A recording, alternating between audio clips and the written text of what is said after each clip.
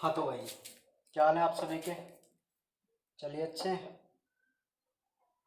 चलो, तो कल जो हम बात कर रहे थे अपने चैप्टर 5 पादप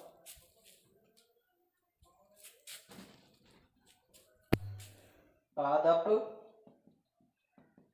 जल संबंध, ठीक है। तो चैप्टर 5 था पादप जल संबंध, इसके बारे में हम आप डिस्कशन कर रहे थे। तो मैं आपको बता दूं, कल जो हमने पढ़ा वो मुख्य रूप से विसरण को पढ़ा, डिफ्यूजन, ठीक है। तो डिफ्यूजन हमने कंप्लीट कर लिया था और उसके बाद जो हम पढ़ रहे हैं वो है परासरण। क्या पढ़ रहे हैं? परासरण, जिसको हम कहते हैं ऑस्मोसिस। क्या कहते हैं भाई? ऑस्मोसिस, ठीक है। समझना हो, कल हमने ऑस्मोसिस की डेफिनेशन पढ़ ली थी। परासरण की परिभाषा क्या होती थी कि विलायक के अणुओं का कम सांद्रता से अधिक सांद्रता की ओर जाना क्या कहलाता है? परासरण कहलाता है, ठीक है।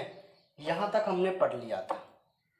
आज जो हम देखेंगे परिभाषा के बाद, तो वो देखेंगे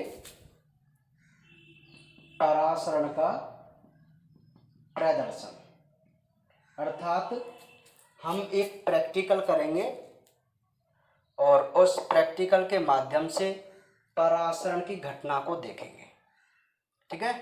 तो प्रदर्शन की हम बात करें, परासरण के प्रदर्शन की बात करें, तो एक हम यंत्र काम में लेते हैं जिसको कहते हैं थेसिल की। क्या कहते हैं? थेसिल की।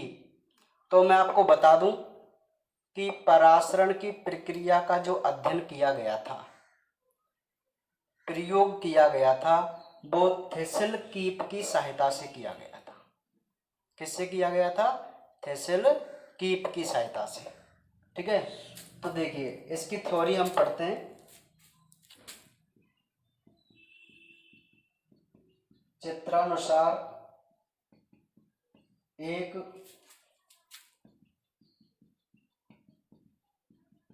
थेसिल कीप लेते हैं, उसमें शर्करा का घोल भरते हैं और इसके मुंह को चर्मपत्र, जिसको हम पार्चमेंट पेपर कहते हैं, चर्मपत्र से ढक देते हैं, जो कि अर्धपारगम्य झिल्ली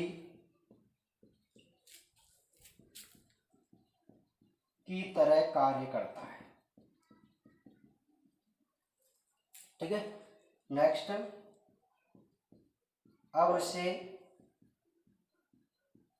उल्टी कर बीकर, जिसमें जल होता है, बीकर में रखते हैं, तो जल के अणु चर्मपत्र से होकर शर्करा के घोल में प्रवेश करते हैं, जिससे इसका स्तर बढ़ जाता है। इसे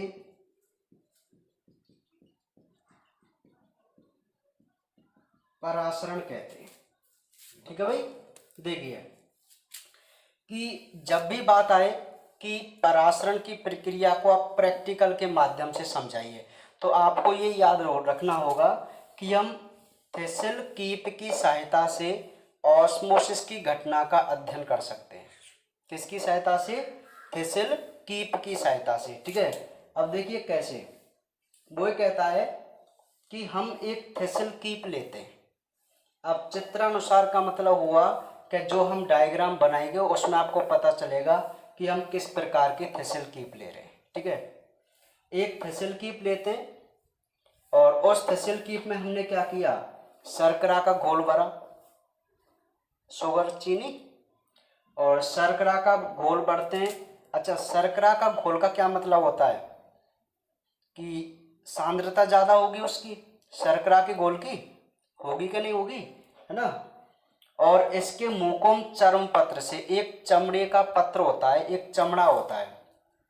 अच्छा, मैंने आपको एक बात बताई है कि परासरण की घटना हमेशा अर्धपारगम्य झिल्ली की सहायता से ही हो सकती है।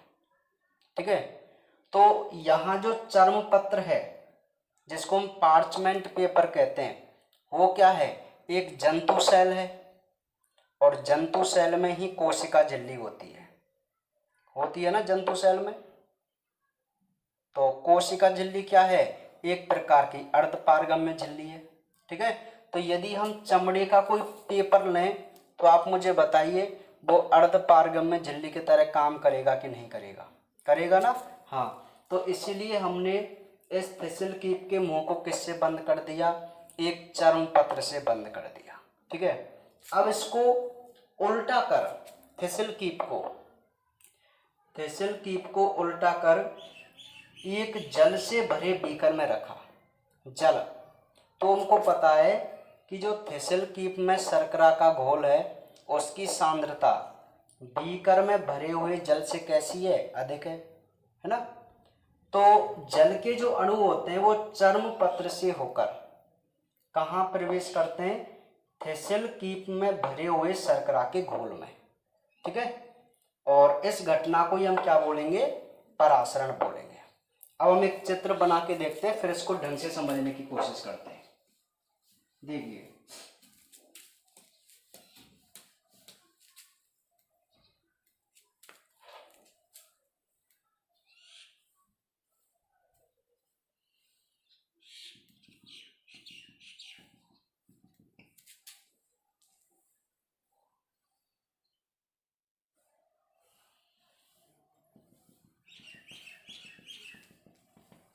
ये भाई बीकर है, ए और बी। ठीक है, और इसमें हमने क्या कर रखा है, थेसिल कीप को, ये उल्टी थेसिल कीप है ना।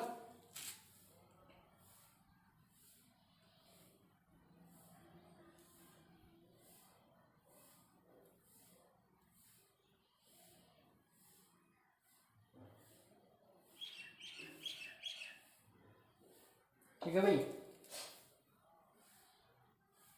पहले इस थेसिल कीप में जो शर्करा का घोल था वो यहां तक भरा हुआ था, इस पूरी में से शर्करा का घोल था।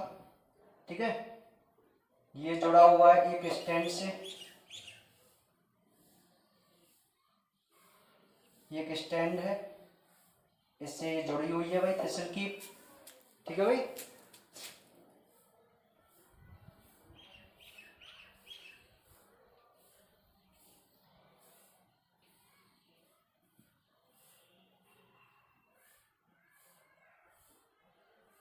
देखिए इसमें भी शर्करा का घोल है।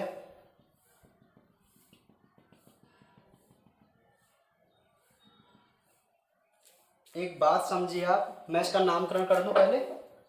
ये तो हमारा मान लेते हैं स्टैंड है, और ये हमारी है थेसिल कीप। ठीक है, ये दोनों थेसिल कीप हैं, ये चर्म पत्र है जो आपको दिखाई दे रहा है। ठीक है, और ये है प्रारंभिक शर्करा स्तर, और ये है अंतिम शर्करा स्तर। चलिए भाई, ये जो डायग्राम है अब हम इन दोनों डायग्राम से एक परासरण की घटना को समझने का प्रयास करते हैं। देखिए क्या कहता है कि ये जो है वो एक थिसल कीप है ना, और इस थिसल कीप के मुंह को हमने किससे बांध रखा है, पार्चमेंट पेपर से, चर्मपत्र से। क्यों बांध रखा है, क्योंकि चर्मपत्र एक प्रकार की सेमी परमेबियल मेम्ब्रेन होती है, अर्ध पारगम्य झिल्ली की तरह काम करती है, ठीक है। और हमें जब भी परासरण की घटना करवानी है तो हमेशा हमको एक अर्ध पारगम्य झिल्ली की आवश्यकता पड़ती है। तो हमने क्या किया कि एक थिसल कीप ली, उसके मुंह पर बांध दिया चर्मपत्र, और इसको उल्टा करके किस में रख दिया, जल से भरे बीकर में, और इसमें क्या बढ़ दिया थिसल कीप में, शर्करा। तो स्टार्टिंग में जो थिसल कीप में शर्करा था वो यहां तक भरा हुआ है, ठीक है। अब होगा क्या, आगे क्या होगा कि कुछ समय बाद हम ये देखते हैं कि बीकर में जो जल के अणु हैं, विलायक के अणु हैं, वो अपनी कम सांद्रता से, भाई यहाँ विलायक के अणु अर्थात जल की जो सांद्रता है वो इस शर्करा की घोल की सांद्रता से कम है कि नहीं, कम है ना। तो ये जल के अणु का क्या करेंगे कि कम सांद्रता से, पार्चमेंट पेपर है मतलब एक प्रकार की प्लाज्मा मेम्ब्रेन है, और प्लाज्मा मेम्ब्रेन क्या करती है, विलायक के अणुओं के लिए रास्ता दे देती है, अर्थात उनको जाने देती है ना। तो इस बीकर में जो जल के अणु हैं जिनकी सांद्रता कम है इस विलयन की, तो वो इस चर्मपत्र से होकर कहाँ प्रवेश करेंगे, थिसल कीप में भरे हुए शर्करा के घोल में। अब इसका अंदाजा हमने कैसे लगाया कि यही जा रहे हैं, क्योंकि कुछ समय बाद हमने क्या देखा कि जो थिसल कीप थी उसमें शर्करा के घोल का जो स्तर था वो थोड़ा बढ़ा हुआ हमें दिखाई दिया, ठीक है। और ये स्तर कब बढ़ सकता है, जब भाई इसमें जल के अणु ने प्रवेश किया हो। समझ में आ गई बात। तो आप इस घटना को क्या बोलेंगे, परासरण बोलेंगे। तो जिन बच्चों ने नहीं बनाए वो इस डायग्राम को बना सकते हैं, ठीक है। बना लिए सभी ने, समझ गए आप कि परासरण की घटना को हम थिसल कीप के माध्यम से किस प्रकार समझ सकते हैं, ठीक है। इसकी थ्योरी लिखना भी बहुत सिंपल है। कैसे लिखेंगे भाई कि एक थिसल कीप लेते हैं, उसके मुंह को चर्मपत्र से बांध देते हैं, अब इसको उल्टा कर एक जल से भरे बीकर में रखते हैं, और इस थिसल कीप में शर्करा का घोल भरते हैं। कुछ समय बाद क्या देखते हैं कि ये जो थिसल कीप में शर्करा का स्तर था वो बढ़ा हुआ दिखाई देता है। तो हम इससे ये अंदाज लगा सकते हैं कि जो जल के अणु थे वो पार्चमेंट पेपर से होते हुए इस थिसल कीप में क्या कर जाते हैं, प्रवेश कर जाते हैं, ठीक है। तो इसी घटना को हम क्या बोलेंगे, परासरण बोलेंगे, ठीक है भाई। तो आपको समझ में आ गई ये थिसल कीप वाली बात, सिंपल है, और ये एग्जाम में भी पूछा जा चुका है इसका डायग्राम, ठीक है भाई, बहुत इंपॉर्टेंट है। चलिए, तो ये तो हमारे दो क्वेश्चन हुए परासरण से, एक तो परासरण की परिभाषा और एक परासरण का प्रदर्शन, प्रयोग, ठीक है। अब हम बात करते हैं इंपॉर्टेंट परासरण के प्रकार, ठीक है, कि परासरण कितने प्रकार का होता है। तो मैं आपको बता दूं, परासरण दो प्रकार का होता है, एक तो होता है अंतः परासरण और एक होता है बहिः परासरण, ठीक है। एक तो होता है अंतः परासरण और एक होता है बहिः परासरण। तो दोनों को हम समझने की कोशिश करते हैं। सबसे पहले जो हम बात करेंगे वो करेंगे अंतः परासरण के बारे में।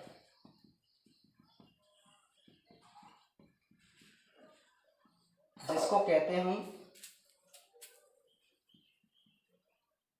Endo osmosis. क्या कहते हैं, एंडो ऑस्मोसिस। तो क्या होता है भाई अंतःपरासरण, पहले इसकी थ्योरी लिखते हैं। जो हम बात कर रहे हैं वो कर रहे हैं एंडो ऑस्मोसिस, और एंडो ऑस्मोसिस का मतलब होता है अंतःपरासरण।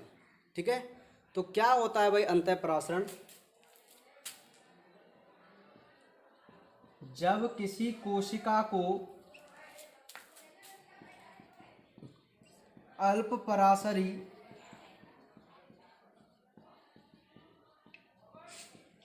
विलयन में रखा जाता है, अल्प परासरी विलयन में रखा जाता है, तो जल के अणु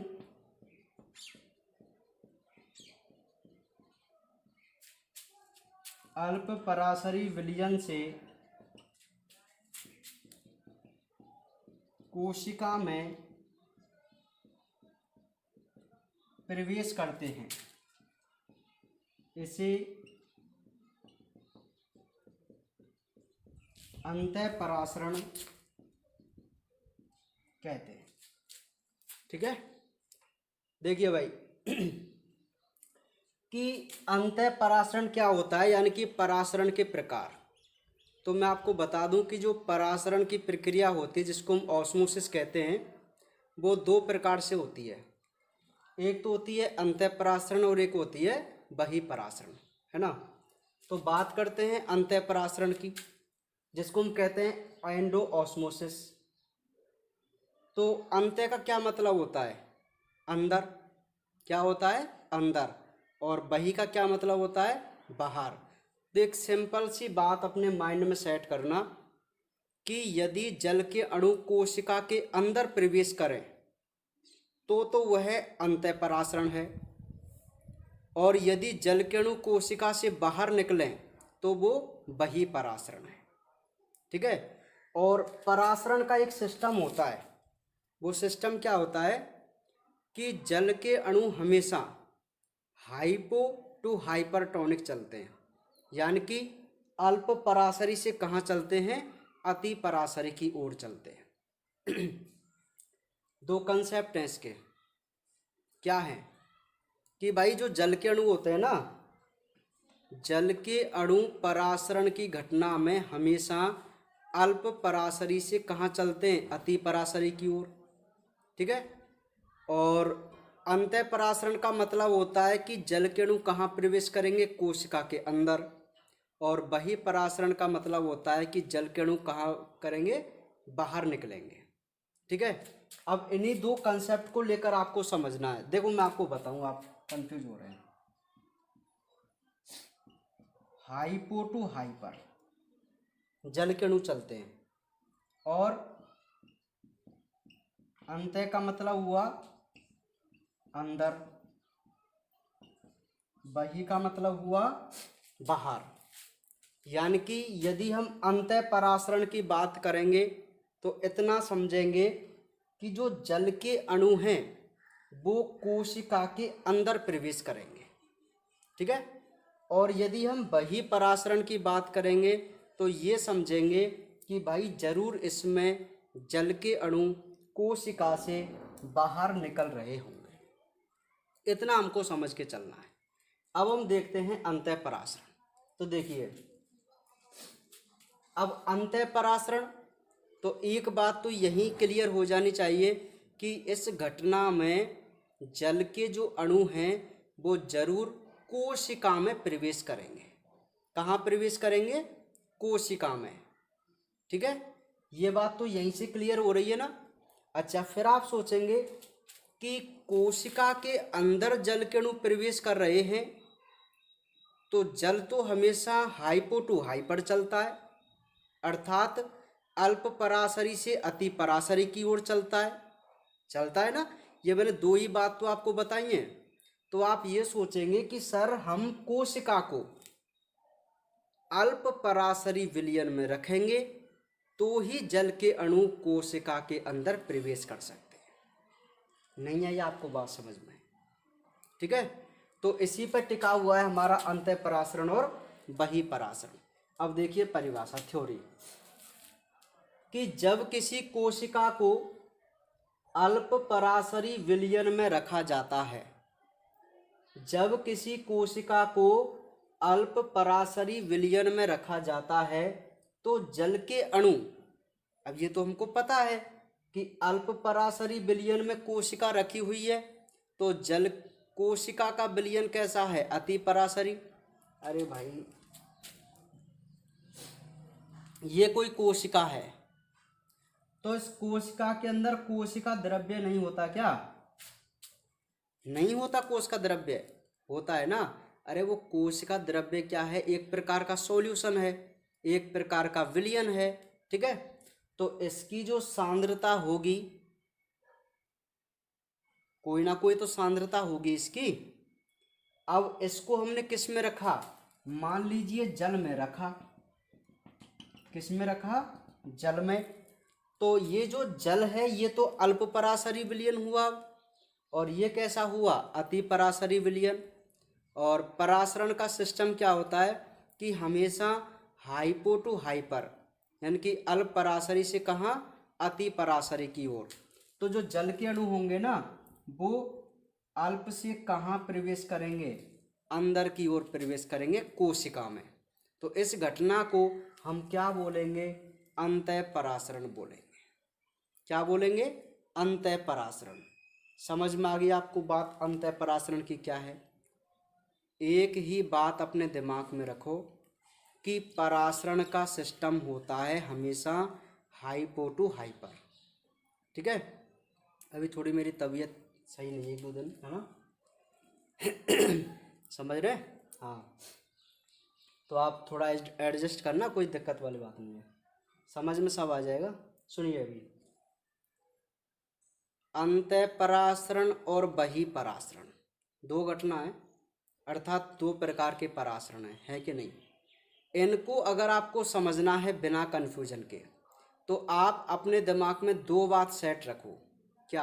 पहली बात कि अंतः परासरण हो रहा है तो इतना समझ लेना कि जरूर जल के अणु कोशिका के अंदर प्रवेश करेंगे, ठीक है। बहि परासरण है तो जरूर जल के अणु कोशिका से बाहर निकलेंगे। क्लियर है बात? अच्छा, फिर आप सोचेंगे कि भाई जल के अणु तो हाइपो टू हाइपर चलते हैं, हमेशा चलते हैं।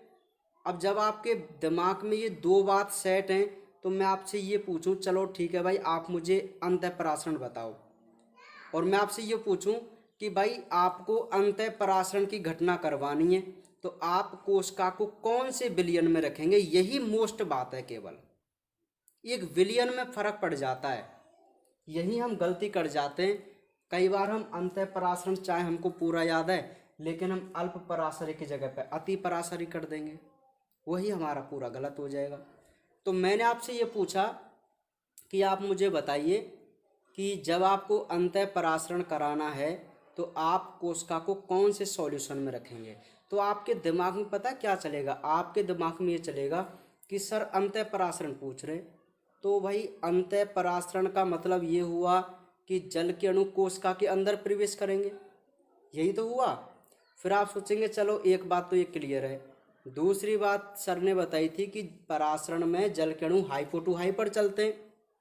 अब यहाँ आप सोचेंगे यार जल के अणु हाइपो सॉल्यूशन से हाइपर की तरफ चलते हैं, और अंतः परासरण पूछा है तो मतलब कोशिका के अंदर प्रवेश करने चाहिए। तो क्या होगा कि भाई कोशिका के अंदर प्रवेश कर रहे हैं तो जरूर कोशिका का सॉल्यूशन अति पराशरी होगा, क्योंकि हाइपरटोनिक की तरफ जाएंगे, और हाइपरटोनिक मतलब कौन की तरफ जा रहे हैं? कोशिका की तरफ। तो आप तुरंत कह देंगे सर हम इस कोशिका को अल्प पराशरी विलयन में रखेंगे यदि अंतः परासरण कराना है तो, ठीक है। समझ में आ गई बात? और यदि हम बहि परासरण की बात करें तो ये पूरी थ्योरी क्या हो जाएगी? अपोजिट हो जाएगी। कैसे? कि जब किसी कोशिका को अति पराशरी विलयन में रखा जाता है तो जल के अणु अति पराशरी विलयन से कोशिका से बाहर निकलते हैं। इस घटना को हम बहि परासरण कहते हैं। तो बहुत सिंपल है भाई, अंतः परासरण और बहि परासरण। केवल आपको दो बात दिमाग में याद रखनी है, ठीक है। तो आप दोनों को समझ जाएंगे ना एक ही परिभाषा से, अंतः परासरण और बहिःपरासरण को। एक बार मैं इसको दोबारा प्रैक्टिकली आपको बताता हूँ, है ना, आप समझना दोबारा से। देखिए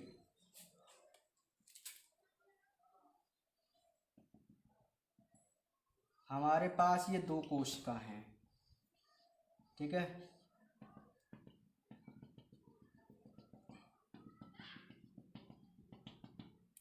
इन दोनों कोशिकाओं को मैंने जल से भरे बीकर में रखा, है ना, ठीक है भाई। सुनिए भाई, या कोई भी सॉल्यूशन रहा होगा, कुछ भी होगा, आपको मैं बता रहा हूँ। ए और बी, तो ए वाले बीकर में क्या घटना घटित हुई कि जो जल के अणु थे वो इसके अंदर प्रवेश कर गए कोशिका में, और जो बी बीकर था उसमें क्या हुआ कि जो जल के अणु थे वो कोशिका से बाहर निकल कर आ गए, ठीक है। ये दो घटनाएं हुई। अब इनका हम कारण समझने की कोशिश करते हैं। तो देखिए, यहाँ जल के अणुओं ने कोशिका के अंदर प्रवेश किया है, तो सिंपल सी बात तो ये हो गई कि ये जरूर अंतःपरासरण है, क्योंकि अंतः का मतलब अंदर और कोशिका हमारे मुख्य शब्द है, ठीक है। यहाँ जल के अणु कोशिका से बाहर निकले हैं, तो ये क्या है, बहिःपरासरण है, ठीक है। तो ये बात तुमको समझ में आई गई, शब्द तो समझ में आई गए कि अंतःपरासरण बहिःपरासरण। अब केवल जो मुख्य बात आती है वो आती है कौन से विलयन में रखा जाए। तो आपके दिमाग में एक बात फिक्स है कि जल के जो अणु होते हैं वो हमेशा हाइपो टू हाइपरटोनिक सॉल्यूशन चलते हैं, परासरण में चलते हैं ना। अब देखिए अप्लाई कीजिए कि जल के अणु ने बीकर ए में कोशिका के अंदर प्रवेश किया है, तो ये जो सॉल्यूशन होगा वो कौन सा होगा, हाइपो होगा, और ये कोशिका के अंदर वाला होगा जो कैसा होगा, हाइपर होगा। क्योंकि सिस्टम हमेशा ही क्या होता है ऑस्मोसिस का, कि जल के अणु हाइपो टू हाइपरटोनिक चलते हैं, ठीक है। सेम इसी प्रकार सेकंड कंडीशन में क्या हुआ कि जल के अणु कोशिका में से बाहर निकले थे, है ना, तो यहाँ से निकल रहे, तो इसका सॉल्यूशन कैसा होगा, हाइपो, और यहाँ आ रहे हैं तो इसका सॉल्यूशन कैसा होगा, हाइपर। एक सिंपल सी बात तो है, ठीक है। अब इसकी परिभाषा बन जाएगी, जैसे हम अंतःपरासरण की पढ़ें कि जब किसी कोशिका को अल्प पराशरी विलयन में रखा जाए तो जल के अणु अल्प पराशरी विलयन से कोशिका में प्रवेश करते हैं, ठीक है। सेम यहाँ पर है। तो बताओ इनमें दोनों में आपको क्या दिक्कत है, कोई दिक्कत है क्या, ठीक है। समझ में आ गई आपको ये बातें, दो घटनाएं आपको समझ में आ गई। अंतःपरासरण और बहिःपरासरण की बहुत ही सिंपल है और इम्पोर्टेंट भी है, ठीक है। नहीं आई क्या बात समझ में, चलिए। तो इन्हीं से संबंधित हम दो घटनाएं और देखते हैं, और वो दो घटना हैं जीव द्रव्य कुंचन और जीव द्रव्य विकुंचन। जीव द्रव्य कुंचन और जीव द्रव्य विकुंचन, ठीक है। तो यहाँ मैं थ्योरी नहीं लिखूंगा इनकी, हम इनको डायरेक्ट ही समझने की कोशिश करेंगे। समझ में आ रही बात, दोनों ही जो घटना है जीव द्रव्य के बारे में आप सभी जानते हैं, कोशिका के अंदर का जो द्रव्य होता है उसको हम जीव द्रव्य कहते हैं, और कुंचन का क्या मतलब होता है, सिकुड़ना, है ना, और विकुंचन का मतलब होता है फैलना, क्या होना, फैलना। तो दोनों हेडिंगों के अर्थ तो हमें पता चल गया कि कुंचन का मतलब सिकुड़ना और विकुंचन का मतलब फैलना, ये क्लियर सी बात है, ठीक है। अब देख लेते हैं हम इनकी थ्योरी। तो जो हमने, अब एक बात समझना आप, सबसे पहले हम जीव द्रव्य कुंचन पढ़ रहे हैं, ठीक है। तो जीव द्रव्य कुंचन क्या होता है कि यदि किसी कोशिका को अति पराशरी विलयन में रखा जाए, चलो यहाँ समझो आप, जीव द्रव्य कुंचन, एक दिमाग आप लगाना कि ये कोशिका है और ये इसका जीव द्रव्य है। इसका जीव द्रव्य कब सिकुड़ सकता है, आप खुद सोचो, कब सिकुड़ेगा? जब इसके अंदर से पानी बाहर निकल जाएगा। भाई यदि इस कोशिका के अंदर से पानी बाहर निकल जाए तो बताइए इसका जीव द्रव्य जो है वो एक छोटा सा हो जाएगा कि नहीं हो जाएगा? हो जाएगा ना। तो ये हुआ जीव द्रव्य कुंचन। तो इसमें सिंपल से क्या हुआ कि जीव द्रव्य कुंचन में 100% जो जल के अणु होते हैं वो कोशिका से बाहर निकलते हैं। अब ये कोशिका से बाहर निकले तो ही जीव द्रव्य कुंचन हुआ। अब हमको ये बात पता है कि कोशिका से जल के अणु कब बाहर निकलते हैं, वही परासरण में निकलते हैं, नहीं निकलते? निकलते हैं ना।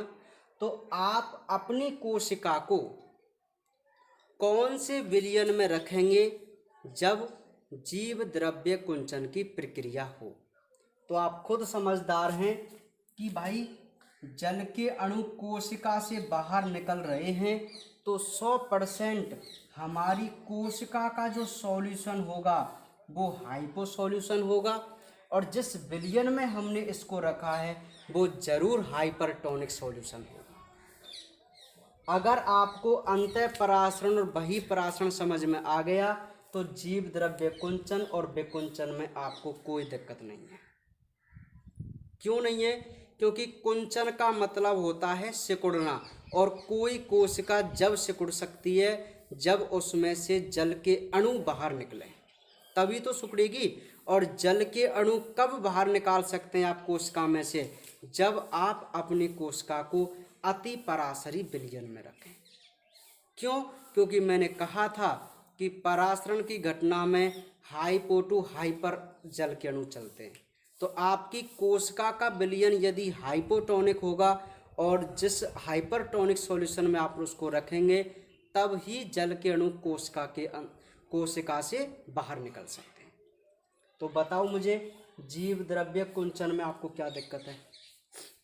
एक बहुत सिंपल सी बात है, आप क्या लिखेंगे कि जब किसी कोशिका को अति परासरी विलयन में रखा जाता है तो जल के अणु कोशिका से बाहर निकलते हैं, जिससे इसका जीव द्रव्य सिकुड़कर एक कोने में संघनित हो जाता है, और इस घटना को हम क्या कहते हैं? जीव द्रव्य कुंचन कहते हैं। क्या कहते हैं? जीव द्रव्य कुंचन कहते हैं। तो बताओ क्या दिक्कत है भाई आपको कुंचन में? नेक्स्ट हम बात करते हैं जीव द्रव्य विकुंचन की। किसकी बात करते हैं? जीव द्रव्य विकुंचन। तो जीव द्रव्य विकुंचन का सीधा सा मतलब है कि कोशिका के जीव द्रव्य का फैलना। अब कब फैल सकता है जीव द्रव्य? अगर जल के अणु कोशिका में प्रवेश करें। जल के अणु कोशिका के अंदर प्रवेश करें तो कोशिका का जीव द्रव्य सिकुड़ेगा या फैलेगा भाई? अरे फैलेगा भाई, फूलेगा। नहीं आई बात समझ में? तो बस यहीं से हमारा आंसर निकलेगा कि हमें जीव द्रव्य विकुंचन में जल के अणुओं को कोशिका के अंदर प्रवेश कराना है। और हमने कहा था कि जल के अणु हाइपो टू हाइपर सॉल्यूशन चलते हैं। तो आप अपनी कोशिका को कैसे सॉल्यूशन में रखेंगे? अब हाइपोटोनिक सॉल्यूशन में रखेंगे। कौन से सॉल्यूशन में? हाइपोटोनिक में। क्यों? कि भाई हाइपोटोनिक सॉल्यूशन है इसका और कोशिका का हाइपरटोनिक है, तब ही तो जल के अणु कोशिका के अंदर प्रवेश करेंगे। और जब जल के अणु कोशिका के अंदर प्रवेश करेंगे ना, देखो एक बात समझो, यहाँ इसका ये जीव द्रव्य था पहली कंडीशन में। तो पहली कंडीशन में जो जीव द्रव्य था वो सिकुड़ा हुआ था। सिकुड़े हुए का मतलब आप समझो, अरे भाई इस जीव द्रव्य में बहुत सारे पदार्थ हैं, मतलब सॉल्यूट के कण भी बहुत हैं। विलयन है एक प्रकार का। अब इसमें से आपने किसको निकाला है? केवल जल के अणुओं को। किसको निकाला है? जल के अणुओं को। अब एक बात बताओ, यदि आप इसमें से जल के अणुओं को निकाल दें तो इसकी सांद्रता ज़्यादा नहीं हो जाएगी क्या?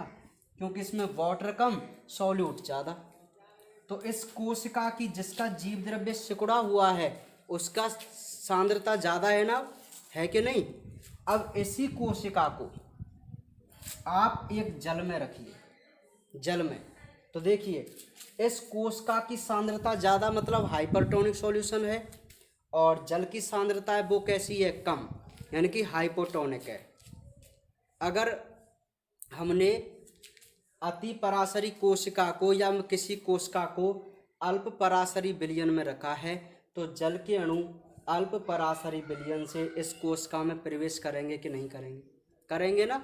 और जब ये प्रवेश करेंगे तो इस जीव द्रव्य में जो कि पहले सिकुड़ा हुआ था, क्यों? क्योंकि इसमें वाटर नहीं था। अब इसमें वाटर मॉलिक्यूल आए तो ये दोबारा से नहीं फूल जाएगा क्या? तो आप इस घटना को जीव द्रव्य विकुंचन नहीं बोलेंगे और इसको आप कुंचन नहीं बोलेंगे। नहीं बोलेंगे क्या? तो बहुत सिंपल सी बात है, जीव द्रव्य कुंचन और जीव द्रव्य विकुंचन की। कुंचन को हम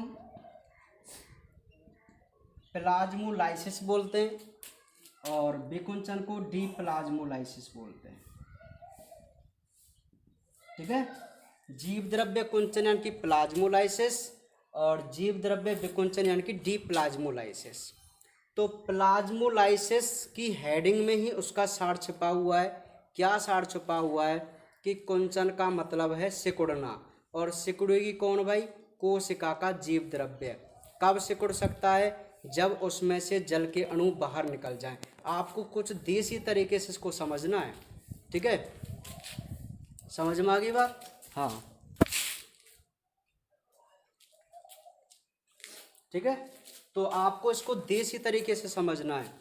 तो प्लाज्मोलाइसिस के बारे में आपको पता चल जाएगा। क्या होगा प्लाज्मोलाइसिस?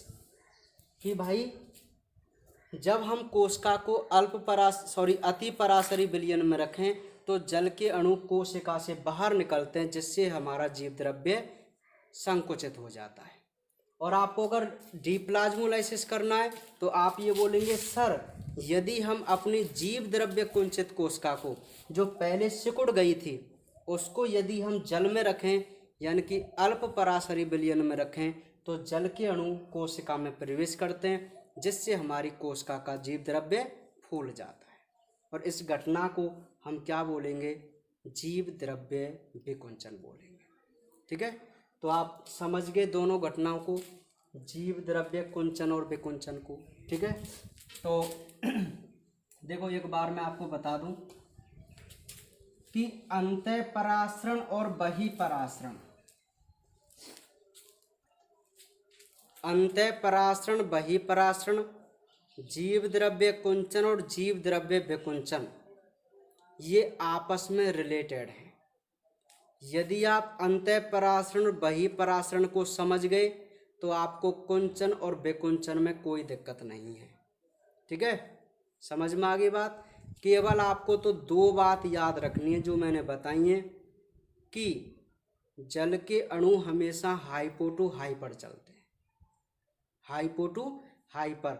जब आप ये बात याद रखेंगे ना तो आपको ये चारों ही डेफिनेशन, चारों जो प्रैक्टिकल हैं अंतःपरासरण बहिःपरासरण के जो हैं आपके पूरे क्लियर हो जाएंगे, कोई दिक्कत नहीं है इसमें। ठीक है, हाँ चलिए देखिए भाई, अब हम नेक्स्ट जो बात करते हैं वो करते हैं जीव द्रव्य कुंचन का प्रदर्शन। ठीक है, देखो आपने अभी इससे पहले जीव द्रव्य कुंचन को देखा था, और जीव द्रव्य कुंचन का क्या मतलब होता है? कि किसी कोशिका के जीव द्रव्य का सिकुड़ जाना, यही होता है ना जीव द्रव्य कुंचन का मतलब, कि किसी कोशिका के जीव द्रव्य का सिकुड़ जाना। तो हम एक प्रैक्टिकल के माध्यम से ये समझने की कोशिश करेंगे कि आखिर जीव द्रव्य का कुंचन कैसे होता है। ठीक है, तो मैं आपको बता दूं कि एक पौधा था रोहियो डिस्कलर। रोहियो डिस्कलर नाम का एक पौधा था। ठीक है, अच्छा, इस पौधे की जो पत्ती थी वो बैंगनी कलर की थी, मतलब पत्तियों की जो एपिडर्मिस लेयर थी ना वो कैसे रंग की थी, बैंगनी रंग की। अच्छा, बैंगनी रंग तो एक स्पेशल रंग है, और मैं आपको बता दूं कि किसी भी पत्ती का जो रंग है या किसी का भी जो रंग है वो उसके जीव द्रव्य के कारण होता है। अर्थात जीव द्रव्य के अंदर जिस प्रकार के रंगाकण होंगे उसी प्रकार की वो संरचना दिखाई देगी। ठीक है, हम क्या पढ़ रहे हैं, हम जीव द्रव्य कुंचन की प्रक्रिया का प्रैक्टिकल कर रहे हैं। एक प्रैक्टिकल करेंगे और देखेंगे कि आखिर जीव द्रव्य कुंचन कैसे हुआ। तो उसी क्रम में मैं आपको बता रहा हूं कि आपने एक पौधा लिया, उस पौधे का नाम है रोहियो डिस्कलर। इस पौधे की क्या विशेषता थी कि इसकी पत्तियों की जो अधिचर्म थी उनका जीव द्रव्य बैंगनी रंग का था। कैसे रंग का था, बैंगनी रंग का। तो हमने क्या किया, इनकी अधिचर्म कोशिकाओं के टुकड़े किए, अर्थात हमने दो कोशिकाएं ली और इन कोशिकाओं का जो जीव द्रव्य था वो कैसा था, बैंगनी रंग का। कैसा था भाई, बैंगनी रंग का। ठीक है, दो कोशिकाएं ले ली केवल। अब हमने क्या किया, एक कोशिका को रखा शर्करा के घोल में और एक कोशिका को रखा जल में। एक कोशिका को किस में रखा, शर्करा के घोल में, और एक कोशिका को किस में रखा, जल में रख दिया। अब हम कुछ समय बाद क्या देखते हैं, चलो उसके देखने से पहले हम खुद ही इसको देखने की कोशिश करते हैं। समझना, देखिए ये जो कोशिका है जिसको हमने जल में रखा, तो भाई जल की सांद्रता तो कम होती है, हमेशा होती है, नहीं होती। और इस कोशिका के अंदर सॉल्यूशन है तो इसकी सांद्रता 100% ज़्यादा होगी और इसकी सांद्रता जरूर कम होगी। होगी क्या, होगी भाई। तो इसमें क्या होगा कि जो जल के अणु हैं वो तो इस कोशिका के अंदर प्रवेश करेंगे, नहीं करेंगे।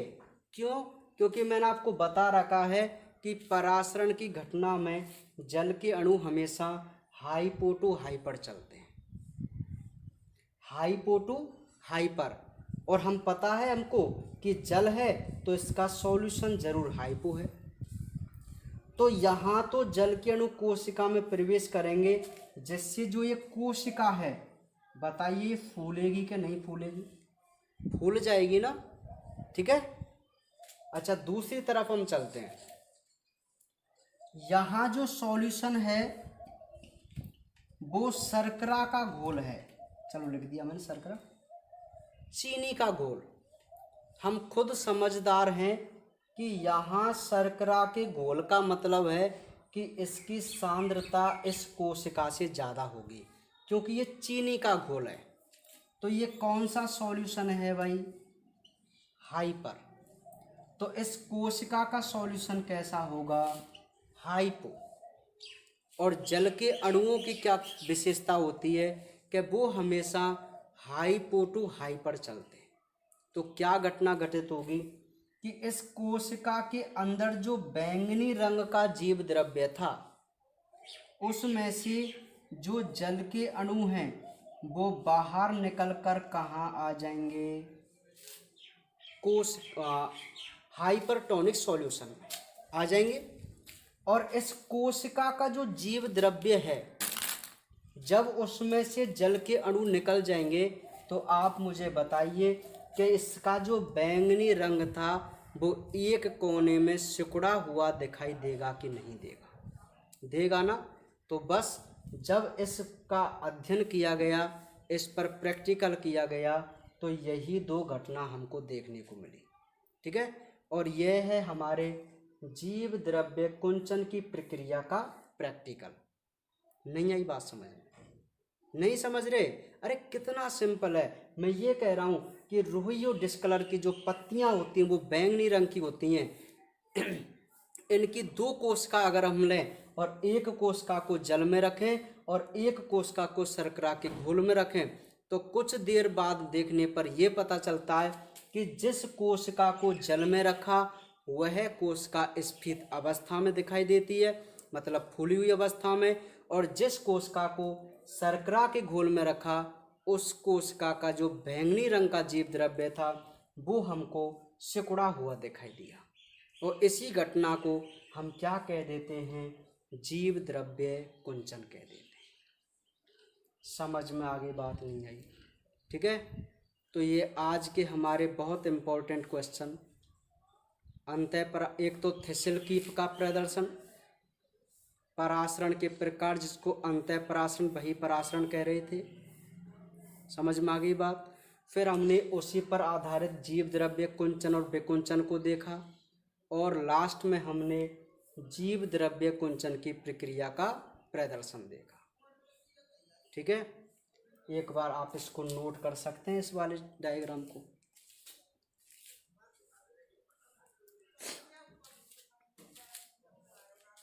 तो बताओ इसमें आपको कोई दिक्कत हो तो? कोई दिक्कत है क्या? ठीक है, ये बहुत इम्पोर्टेंट टॉपिक है इस साल के लिए। इस साल यहाँ से 100% क्वेश्चन बनेगा जो ये टॉपिक चल रहे हैं। ठीक है, समझ लेना ध्यानपूर्वक। ये क्या है, आप अगर अंतःपरासरण बहिःपरासरण को समझ गए ना, तो ये बाकी के जो टॉपिक कराएं वो बिल्कुल बहुत ईजी है। केवल दिमाग में एक बात सेट रखो, मैं कितनी सिंपल तरीके से आपको बता रहा हूँ कि भाई जल के अणु हाइपो टू हाइपर, इस बात को याद रखने में आपको क्या दिक्कत है कि जल के अणु हाइपो टू हाइपर चलेंगे। ठीक है, बहुत सिंपल सी बात है। और अंतःपरासरण है तो मतलब कोशिका के अंदर कौन? जल के अणु। बहिःपरासरण है तो कोशिका के बाहर कौन? जल के अणु। कितना सिंपल है, हेडिंग में ही इनका सार छुपा हुआ है कि भाई कोशिका के अंदर जल के अणु प्रवेश करें तो अंतःपरासरण, कोशिका से बाहर निकलें जल के अणु तो बहिःपरासरण।